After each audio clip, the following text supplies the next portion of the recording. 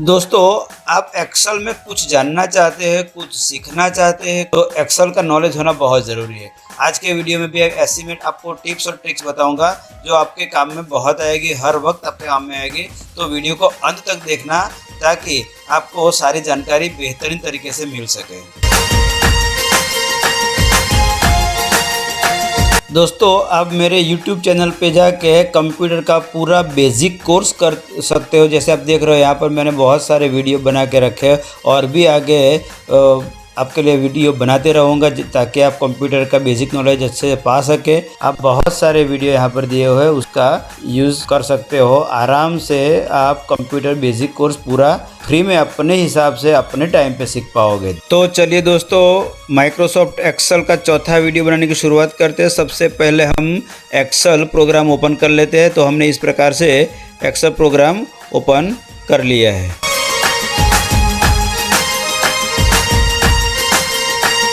Excel की जो worksheet हमने ओपन की थी उसमें हमने कुछ डेटा एंट्री कर दी है। अब इसमें ऑटोमेटिक नंबर फिल करते हैं। तो हम इसमें पहले 1 लिखेंगे, यहाँ पर 2 लिखेंगे, 1 और 2 को सिलेक्ट करेंगे और इसको ड्रैग करेंगे तो ऑटोमेटिक नंबर फिल हो जाएगा। उसको सेंटर अलाइनमेंट कर दीजिए, सेंटर में हो जाएगा। ऑटोमेटिक नंबर देने का दूसरा तरीका ये है कि यहाँ पर हम 1 लिखेंगे, उस पर सेल पॉइंट रखेंगे, फिर होम बटन में यहाँ पर फिल लिखा है उसमें सीरीज पर क्लिक करेंगे, जो डायलॉग बॉक्स आएगा उस पर कॉलम पे क्लिक करेंगे क्योंकि हमें कॉलम पे नंबर देना है। यहाँ पर स्टेप वैल्यू 1 लिखा है, यहाँ पर हम 15 लिख देंगे। तो 1 से 15 ओके करेंगे तो ऑटोमेटिकली आप देख रहे हैं कि 15 तक हो जाएगा। दोस्तों, आज जो मैं वीडियो बना रहा हूँ उसमें ये जो टेबल है और उसमें हम क्या क्या शॉर्टकट और टिप्स और ट्रिक्स सीख सकते हैं मैं आगे आपको बता रहा हूँ।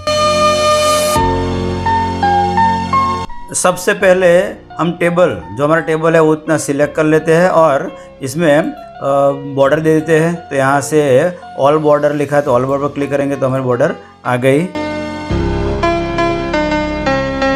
अब हमने पहले बताया कि यहाँ पर नेम ऑफ वीडियोज लिखा है तो ये दिख नहीं रहा है, तो उसको हम पहले व्रैप टेक्स्ट करेंगे। तो जहाँ जिसको व्रैप टेक्स्ट करना है उस पर क्लिक कीजिए। उसके बाद यहाँ पर होम बटन में यहाँ पर व्रैप टेक्स्ट लिखा है, उस पर क्लिक करने से ये पूरा नाम दिख जाएगा, नेम ऑफ स्टूडेंट। वैसे ही यहाँ पर रिलीज डेट, तो उस पर भी क्लिक करके हम व्रैप टेक्स्ट करेंगे तो वो भी हो जाएगा। और इस प्रकार टोटल व्यूज़, उस पर भी व्रैप टेक्स्ट करने।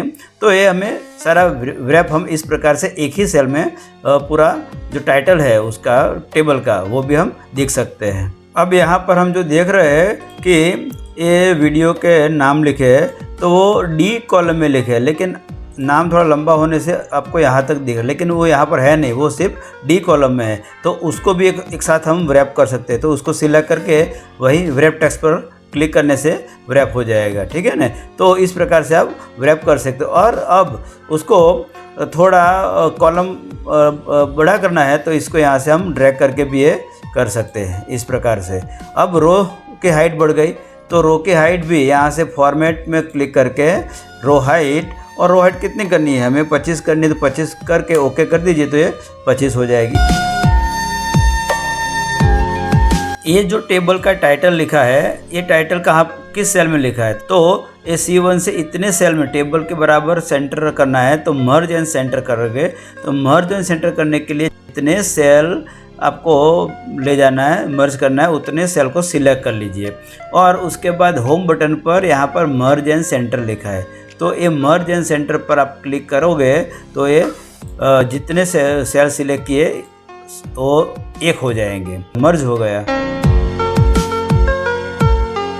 अब हमें इस टेबल में ये शो करना है कि किस वीडियो में जो व्यू आ रहे हैं वो 1000 से ज़्यादा है। तो सबसे पहले हम व्यूज़ का जो टेबल कॉलम है वो सिलेक्ट कर लेंगे। इसके बाद होम टैब पर क्लिक करेंगे, ग्रेटर देन, हाईलाइट में ग्रेटर देन, उस पर क्लिक करोगे तो यहाँ पर आप 1000 लिखना है तो 1000 जो भी आपको फिगर देना है तो 1000 हम लिखेंगे, 1000 से ज़्यादा, ग्रेटर देन मतलब ज़्यादा, और ओके करेंगे तो आप देख रहे हो कि जो 1000 से ज़्यादा व्यूज़ जिस वीडियो मिले वो यहाँ पर हमें हाईलाइट दिख रहे हैं। अब मान लो कि बाद में हमें ये जो फॉर्मेटिंग हमने दिया है वो नहीं चाहिए, तो सिलेक्ट कर लो, कंडीशनल फॉर्मेटिंग पर क्लिक कीजिए। यहाँ पर लिखा है क्लियर रूल्स, तो clear rules from entire seat या सिलेक्टेड, तो सिलेक्ट हमने किया उसमें से निकाल देते हैं तो निकल जाएगा। दोस्तों अब मैं जो आपको दिखाने जा रहा हूँ, सिखाने जा रहा हूँ, वो है प्रोटेक्ट सीट। वो आपका वर्कशीट का जो डेटा होता है उसको प्रोटेक्ट करने के लिए, उसकी सिक्योरिटी के लिए बहुत ज़रूरी है। तो आपको जिस वर्कशीट को प्रोटेक्ट करना है उसको एक्टिव कीजिए। यहाँ हमारी वर्कशीट एक, यहाँ पर हमारा डेटा है वो हमने एक्टिव कर लिया है। और यहाँ पर रिव्यू बटन है, रिव्यू टैब, तो रिव्यू टैब पर क्लिक कीजिए। उसमें यहाँ पर प्रोटेक्ट सीट, उस पर क्लिक करोगे तो आपको एक डायलॉग बॉक्स दिखेगा।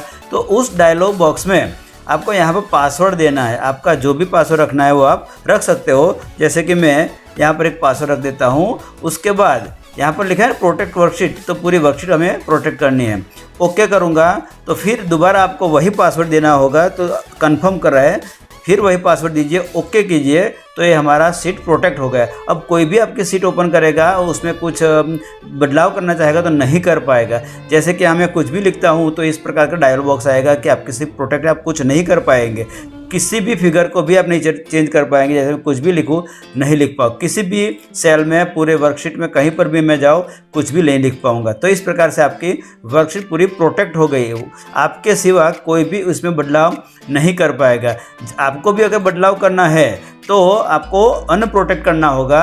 अनप्रोटेक्ट करने के बाद ही आप खुद ही बदलाव कर पाओगे। तो अनप्रोटेक्ट कैसे करोगे? तो फिर वही अनप्रोटेक्ट अब लिखा है, देखिए, तो उस पर क्लिक करोगे। जो पासवर्ड आपने दिया था वही पासवर्ड फिर से टाइप करना पड़ेगा और ओके करो। अब आप जो भी लिखोगे वो आप लिख पाओगे, ठीक है ना। लेकिन बहुत ज़रूरी है कि आप पासवर्ड अगर भूल गए गलती से भी तो आपकी सीट कभी भी ओपन नहीं कर पाओगे। दोस्तों हमने इससे पहले माइक्रोसॉफ्ट वर्ड का वीडियो बनाया था, उसमें बताया था कि वर्ड काउंट का यूज़ कैसे होता है। उसी प्रकार यहाँ पर रिव्यू टैब पर भी वर्कबुक का स्टैटिस्टिक है। तो वर्कबुक स्टैटिस्टिक पर क्लिक करने से आपको एक डायलॉग बॉक्स यहाँ पर, मतलब कि इसका स्टैटिस्टिक दिखा रहा है, जिसमें लिखा है कि एंड ऑफ सीट F15, मतलब आपने 15वीं तो रो तक काम किया है तो लास्ट किस रो में आप काम कर रहे हैं, तो यहाँ तक तो 15, और डेटा कितना 57 डेटा इतने सेल में हमने कह सकते हो कि फिलअप किया है, ठीक है ना। और एक करंट वर्कशीट, ये जो हमारी सीट है, कितनी सीट है, 1 और 2 यहाँ पर दिखा, तो यहाँ पर लिखा है 2 वर्कशीट हमारी ओपन, जितनी भी ओपन होगी वो यहाँ पर दिखाएगा। तो ये पूरा स्टैटिस्टिक है। दोस्तों अब हम टेबल में फ़िल्टर का यूज़ करते हैं। फ़िल्टर का आप बहुत अच्छी तरह से यूज़ कर सकते हो। जब भी आपको ज़रूरत पड़े किसी डेटा को फ़िल्टर करने की, तो आपके बहुत काम का है। तो इसके लिए क्या करना होगा कि टेबल का जो टाइटल है वो हमें सिलेक्ट करना होगा सिर्फ, और उसमें डेटा मेनू पर क्लिक करना होगा, डेटा टैब पर, है ना। और इसमें फ़िल्टर लिखा है, फ़िल्टर, तो यहाँ पर भी क्लिक कर सकते हो। अदरवाइज आप होम टैब पर क्लिक करके ये फ़िल्टर का ऑप्शन, तो आप देख रहे हो कि जितना भी हमने सेल सिलेक्ट किया उसमें एक एक आपको टैब दिख रही है। तो अब करेंगे क्या, तो जिस कॉलम को भी आपको फ़िल्टर करना है उस पर हम क्लिक करेंगे। तो यहाँ से मान लो क्लिक कर लेते हैं, तो हम सिलेक्ट ऑल निकाल देते हैं। हमें यहाँ पर मान लो कि 2790 जो व्यूज़ है वो किसके है, सिर्फ वही देखा है 2790 किसके है। वापस आना है तो ऑल पर क्लिक करिए और ओके कर दीजिए, तो पूरा डेटा हमारा वापस आए। दोस्तों यहाँ पर देखिए कि हमारा टेबल है। अगर नीचे का डेटा देखना है तो हमें स्क्रॉल नीचे करना पड़ेगा, जैसे इस प्रकार से। अब नीचे स्क्रॉल करोगे तो ऊपर का जो टाइटल है हमारा टेबल का वो ऊपर चला जाता है। तो बहुत सारे डेटा होते हैं और तो उसमें उसका टाइटल क्या होता है, किस प्रकार का है, वो हमें फिर पता नहीं चलता। तो ये जो टाइटल है, ये टाइटल वहीं रहना देना है और सिर्फ उसकी जो मैटर है वही ऊपर जाए, तो उसको फ्रीज करना बोलते हैं।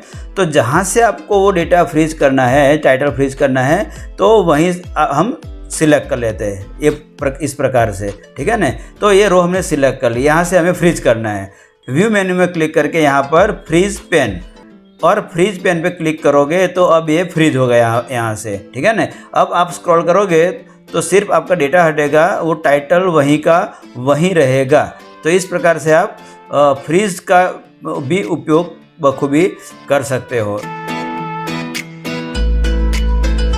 पेज ब्रेक प्रीव्यू का यूज़ क्या होता है, देखिए यहाँ पर व्यू मेनू है, उस पर क्लिक करने से यहाँ पर पेज ब्रेक प्रीव्यू दिख रहा है। तो यहाँ से हमें पेज ब्रेक प्रीव्यू दिख रहा है ना। तो हमारा डेटा इतना है, हमें एक ही सीट में प्रिंट करना है, एक ही कागज़ पे A4 के एक ही साइज के कागज़ में ये पूरा डेटा प्रिंट करना है। पर आप यहाँ देख रहे हो कि पेज 1 है, यहाँ जो डॉटेड लाइन दिख रही है वहीं से दूसरा पेज शुरू होता है। तो ये डेटा है वो दूसरे पेज में चला जाएगा। अब इतने डेटा सिर्फ है वो दूसरे पेज में जाएगा, एक ही पेज में करना है। तो आप बिल्कुल आसानी से ये ब्लू कलर की लाइन है उस पर माउस पॉइंटर ले जाइए और उस पर क्लिक करके उसको नीचे तरफ ड्रैग करिए। अब देखिए आप पूरा एक पेज में हो जाएगा। तो आप एक ही पेज में थोड़ा सा डेटा अगर रह जाता है करना है तो इस प्रकार से उसका भी यूज़ कर सकते हो।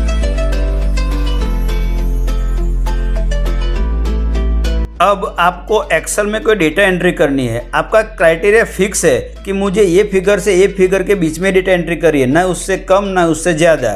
तो उसके लिए मैं आपको बहुत ही अच्छा ऑप्शंस का यूज़ बताता हूँ।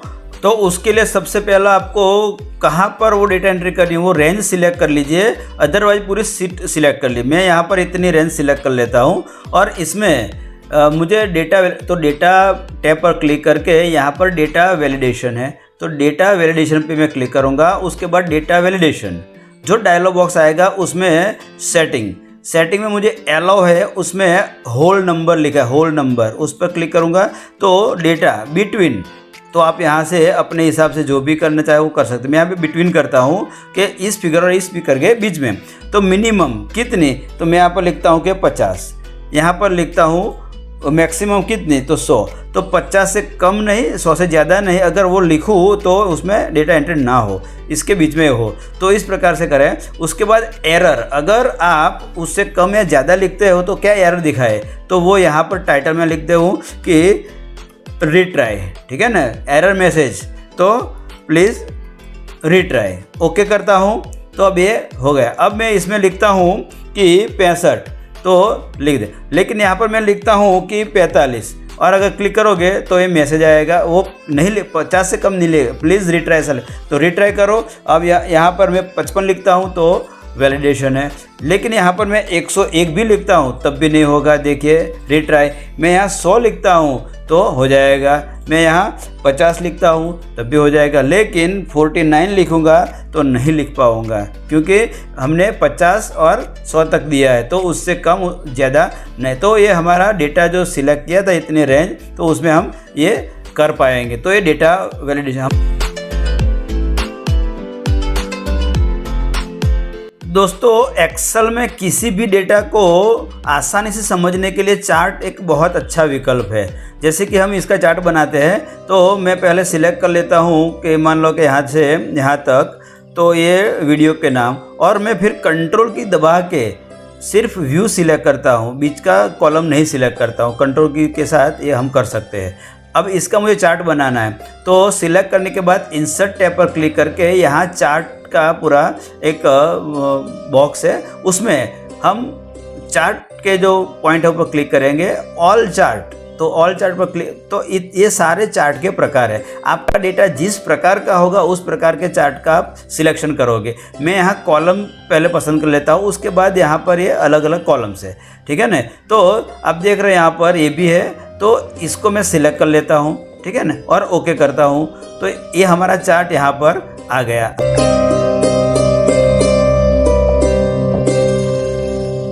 आशा करता हूँ दोस्तों आपको ये वीडियो ज़रूर पसंद आया होगा।